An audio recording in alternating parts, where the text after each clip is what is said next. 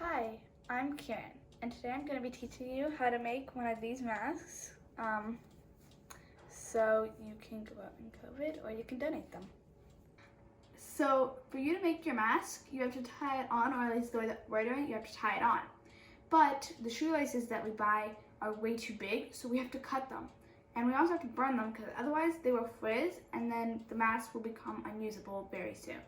Light the candle, and then you take the cut shoelace and you just quickly put it into the fire until it lights, and then you blow it out, and you should put it on like tinfoil as like I'm doing, so then it doesn't get any like wax drip onto your counter or anything, and then you should just blow out your candle when you're all done with all of them. I have a pre-cut thing of fabric, but you're gonna have to cut them in 9x15. And after you're done with that, you should be able to have something like this. So you want to take the bad side and you want to fold it so that way then it is folded like this, so you only see the bad side. Then you want to fold down around an inch.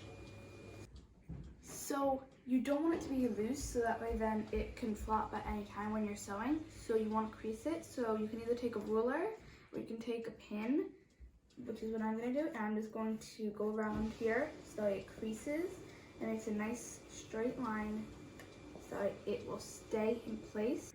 So there's a very crucial step where you have to have enough room for, if you want to put a filter in. So we have to not sew it completely across. So I recommend taking a ruler, and you should mark the 3 and the 6 point with like an expo marker or a fabric marker. So 3 and 6. Okay, so I'm going to be sewing it up to my 3 mark. I'm going to sew like 5 stitches forward, and then I'm going to go back and then forward again until here. Then I'm going to go back, then forward, so then we lock in the stitch.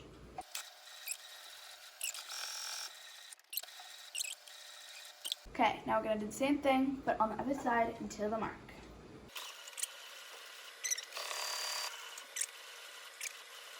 Now this is a very confusing part. It took me a little while for my mom to teach me. So I'm just going to grab it like this, so then it's like pocketed. So then I'm going to have it so it folds back, so this has a flap behind it. And then I put it down. And I'm going to take my shoelaces now. These are going to be for when you want to put it on your head. This is what you will tie onto you. So you want to go in through the back, and then you want to just grab a side. For this one, there's no actual shoelace thing, so I'm just going to grab a random side and leave the other one there. And you just want to slightly peek out. You don't want it to be all the way through.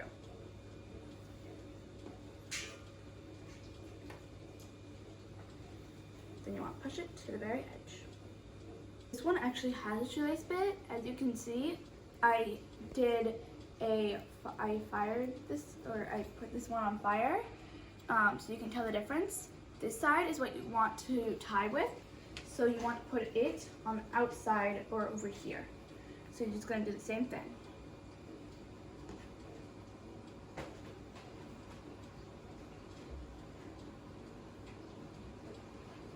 Now I'm going to be sewing it right along here, so that way then the shoelaces stay in place.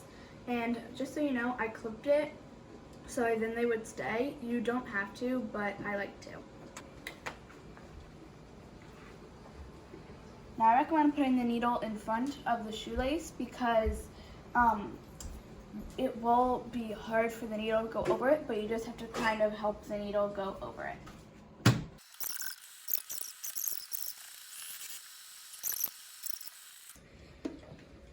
I'm going to lift my needle like this, pull this back,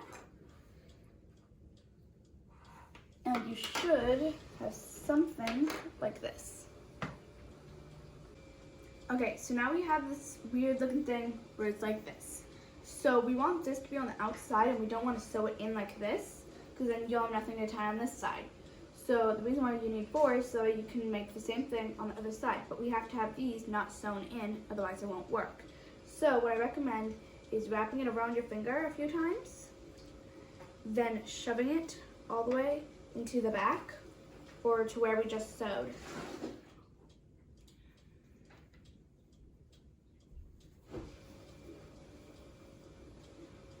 And as you see in the photos, it should look something like this.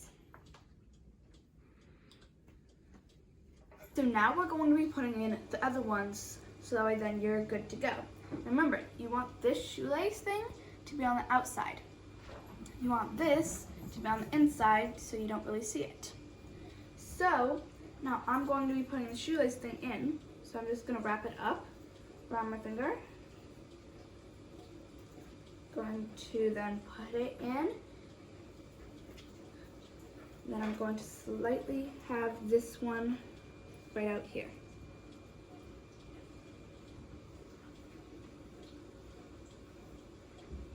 So then it's slightly picking out like this one. And you kind of want them all to be over here, so there's nothing over here. It should be perfectly flat over here. And then you're going to do the same with the other side.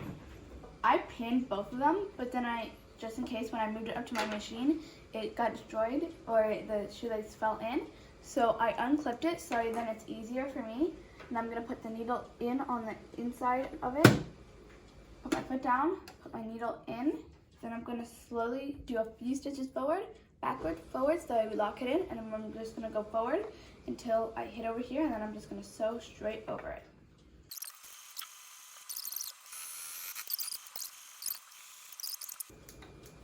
And you should have a pocket. Okay, so now we have a pocket and it looks nothing like a mask, as you probably can tell. But this is gonna be the outside, so now we just have to flip this entire thing very carefully, so that way then we have all the outside on the outside and not the inside on the outside.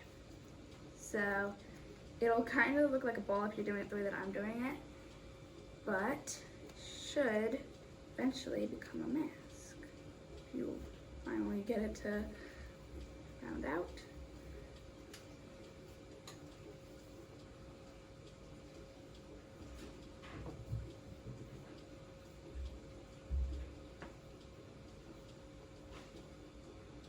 So now we're gonna make the pleat. So you don't want to have this be involved in the pleat because then it will mess up your mask. So you want to put your thumbs near it, and then you want the pleat to be near the right over here, but you don't want it to be overlapping because this is where you put the filter in if you want it. And if you look, the shoelace is not in the pleat. I pin my pleat so that way then I can touch it like this and it won't fall out, because then you might have it mistaken and then the mask might not work. So now I'm going to sew over it the same way that we did all the rest of the sewing to sew these in. But you want to try and get it so that you go over the shoelace. If you don't, it's a-okay.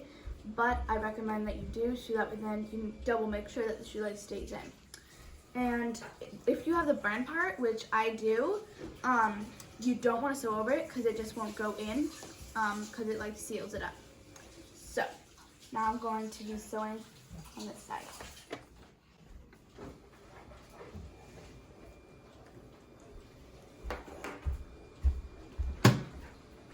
Put my needle down. Then I'm just going to sew straight. Make sure that you get the pleat sewn and it's not flapped up, because then the mask won't work.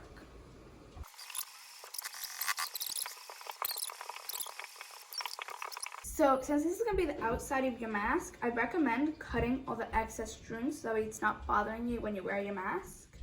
So I'm just going to do that, but you can also wait until the very end to do all this, but I'm just going to do it while I am focused on the part. I'm going to be doing this side with the pleat first instead of when I did this side where the pleat was second and the flap was first. Okay? Now, you don't have to hold on as tight, but you have to make sure that the pleat still stays there.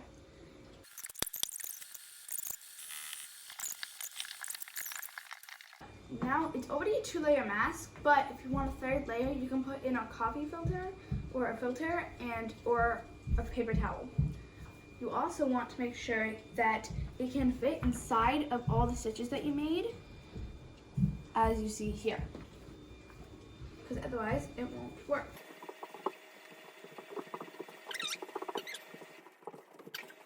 We now have the mask that we just made. So you have to put the filter pocket on the inside. So as you see, the filter is at the top, and that's where you want your nose to be. So you might have different ways that you wear it, but I like to wear it so that way I make a bow in the back, as I'll show you once I'm done making that bow. Like so. And then I like to take this and, where is it? Wait, let me get that. Okay, then I want to put it through. Then I take the other one and I put it through, and then I tie those. So that way then it's all like, where is me?